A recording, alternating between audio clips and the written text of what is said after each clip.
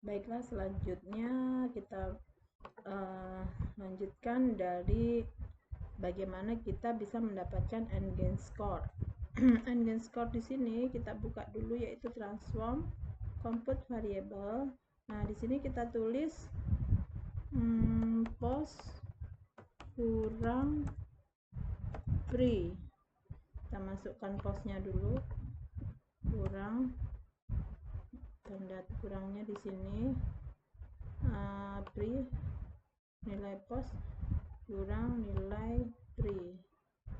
Kita oke kan. Baiklah, ini adalah execute hasilnya,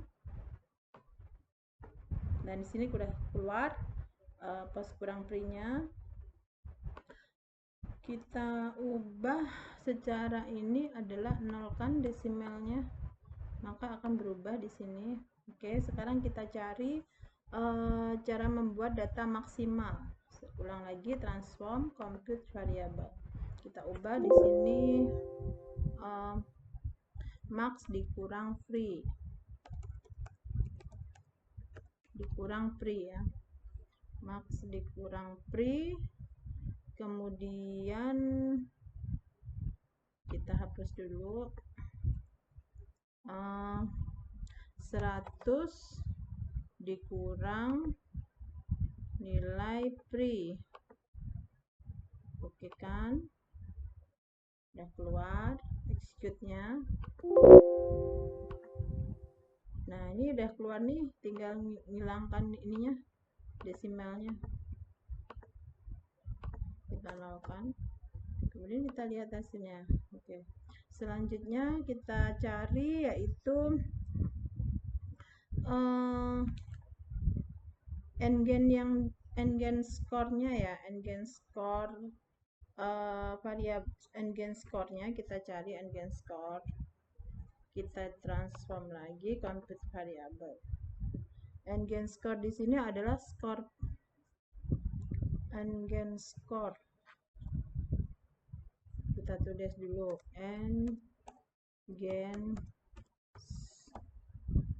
n-gain score.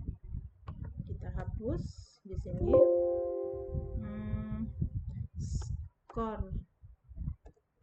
skor post kurang free. Oh, ini di sini skor post kurang free dibagi skor max kurang free. Oke kan, tak mau.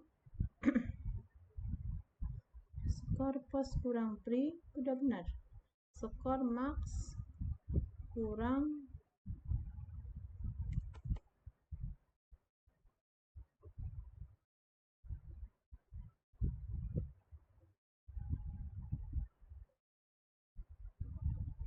n-gain score.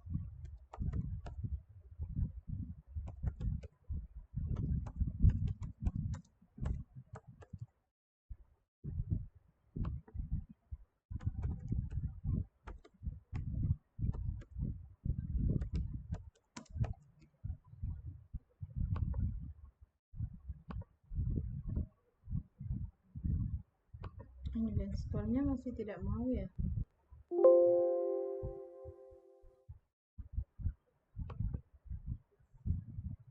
Target variabel skor post kurang free dibagi n-gain score.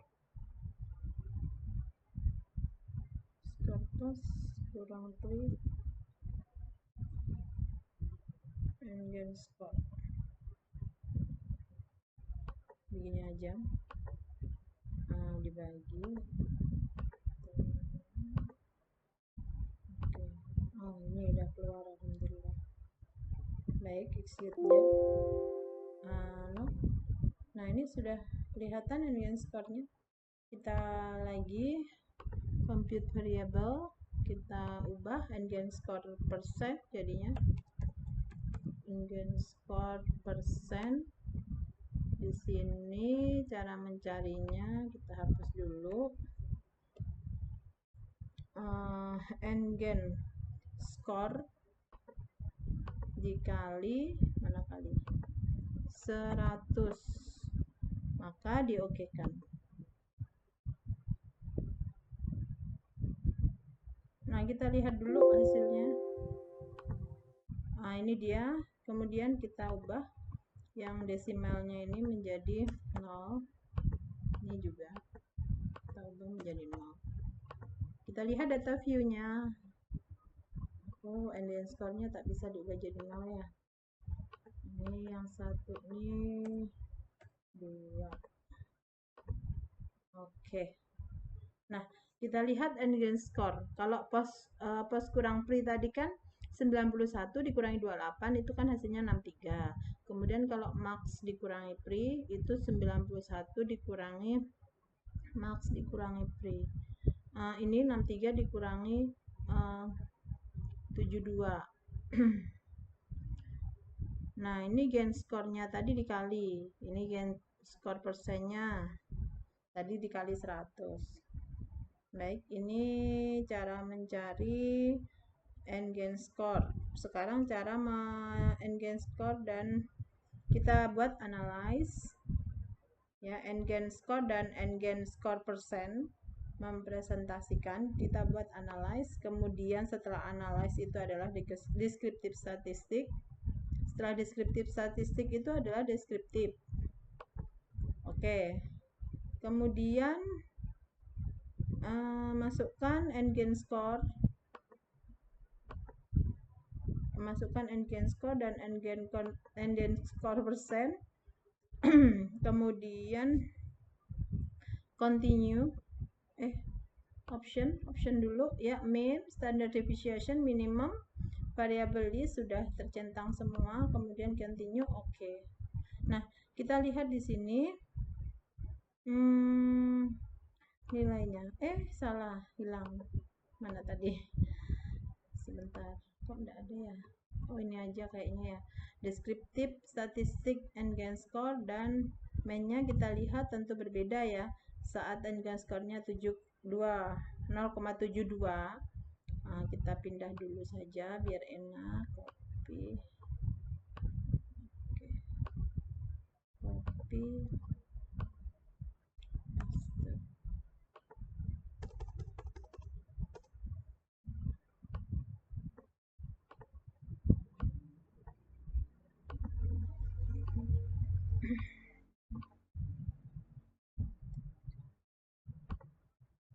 Kita lihat di sini untuk deskriptif statistiknya.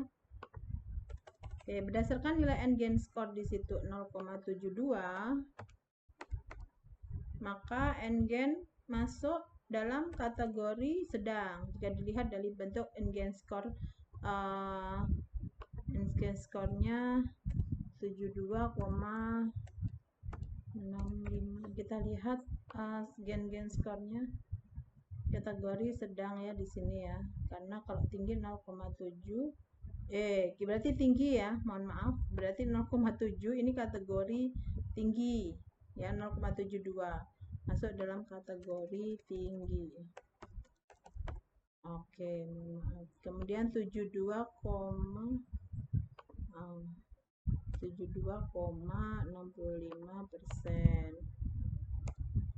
Ini juga tinggi termasuk nilainya tuh, persenannya.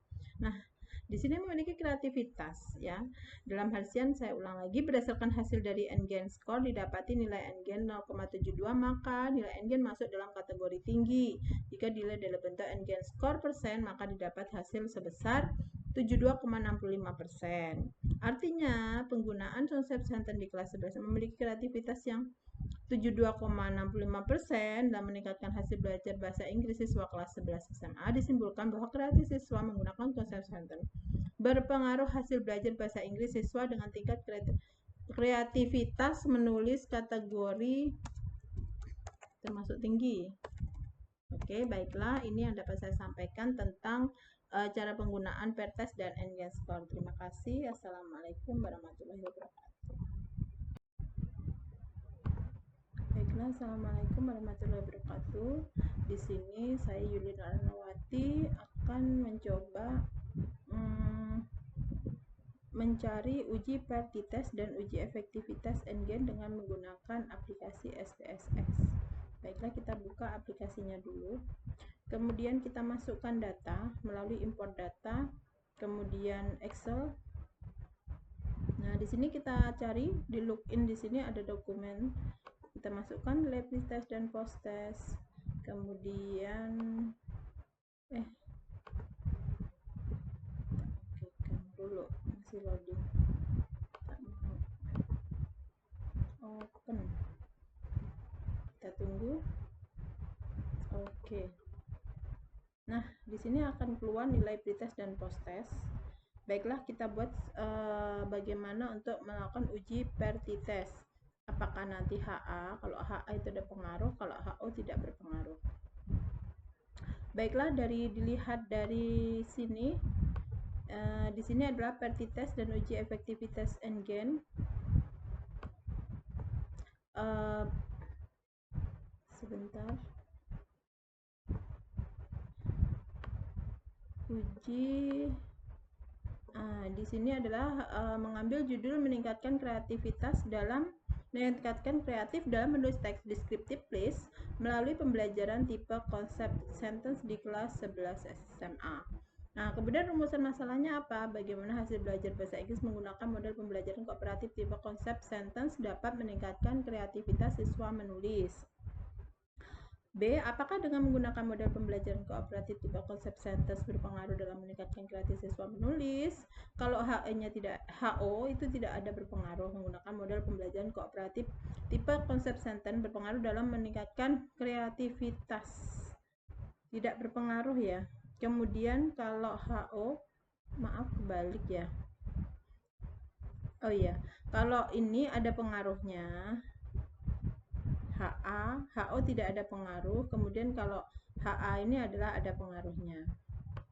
Kemudian jenis eksperimennya ada pre-eksperimen dan group pretest, yaitu dengan lambang O1 dan O2 dan X. Nah, O1 di sini adalah menyatakan pretest, sebelum pretest, kemudian sebelum pretest berarti tidak ada perlakuan, nggak usah memberikan pretest. Tapi sebelum melakukan post test itu diadakan treatment atau perlakuan dengan lambang X. Ya, di sini kita buka dulu SPSS-nya, kita lanjutkan yaitu dengan analyze, kemudian deskriptif statistik dan explore. Nah, ini kita masukkan nilai pretestnya, nilai post testnya kita masukkan sini. Kemudian kita plot. Normality plot with test, kita centang, continue, kemudian kita okekan. Nah, keluarlah outputnya. Kita lihat di sini. Mana tadi? Nah, outputnya kita lihat. Nah, di sini kita akan melihat presentasi ya, nilai pretest dan post test.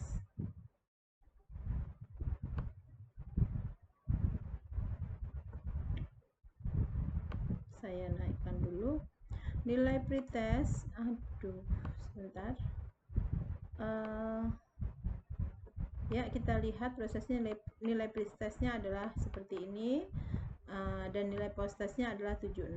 Ternyata kalau dilihat dari nilai post testnya di sini, kita lihat ternyata post testnya berhasil ya, karena min-nya adalah 33,50. Nah, ini dilihat 76.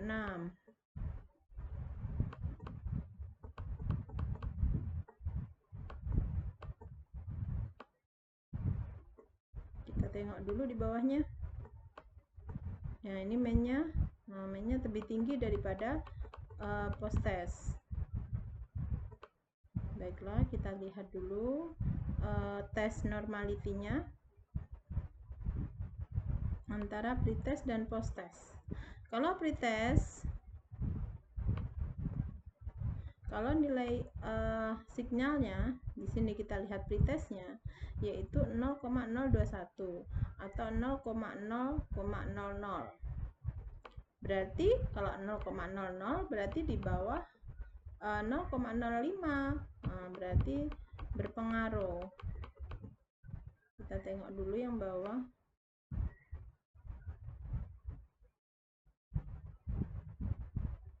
Oh, ini grafiknya. Berarti kita ambil nilai yang tadi.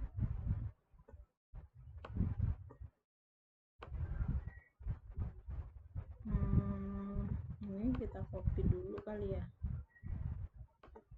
Kita pastekan di sini.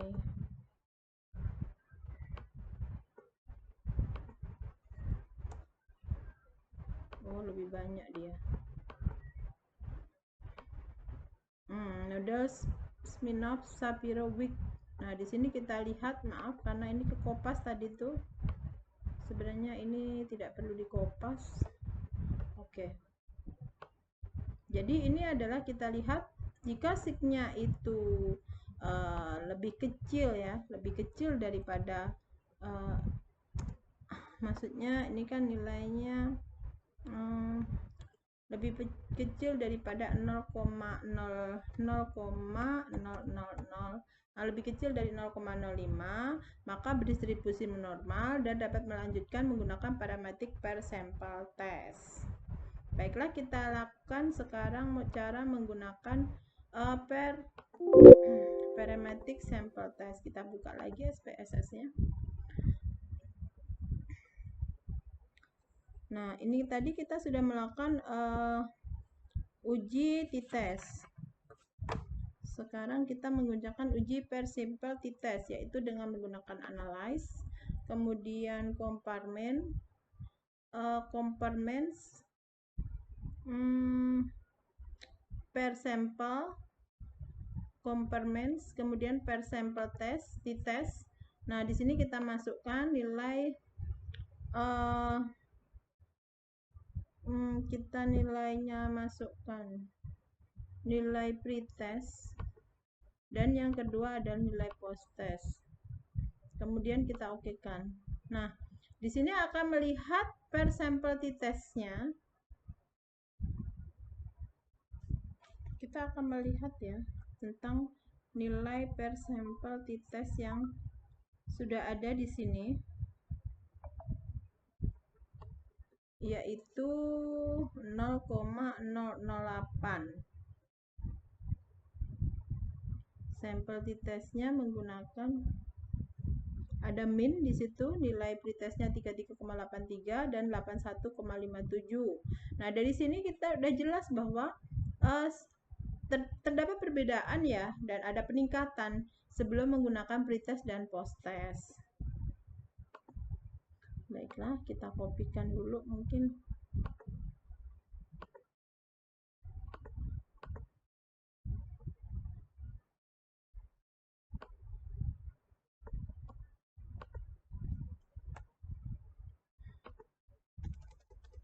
Nah, di sini minnya kita lihat ini ada perbedaan kan, lebih tinggi post-test daripada pretest. Nilai sig titelnya itu lebih besar, lebih kecil. Itu berkesimpulan ada perubahan. Kalau nilai tutelnya berkesimpulan tidak ada perbedaan. Sig 0,00. Berarti bukan ini. Kita cek ulang. Oh, ini kali. Nah, ini dia, mohon maaf salah. Kita Ctrl C, kemudian kita kopas.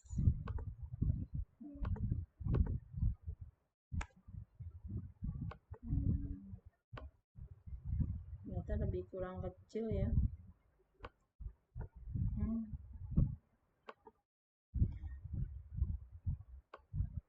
Seperti yang kita lihat tadi bahwa nilainya itu adalah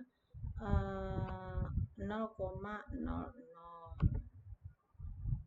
Hasil nilainya itu adalah 0,0. Hasil signya itu berdasarkan hasil uji per simple t-test dapat disimpulkan bahwa total sebesar 0,00 tadi signya, maka hipotesis HA diterima dan HO ditolak. Maka dengan demikian terdapat perbedaan secara signifikan pada pretest hasil belajar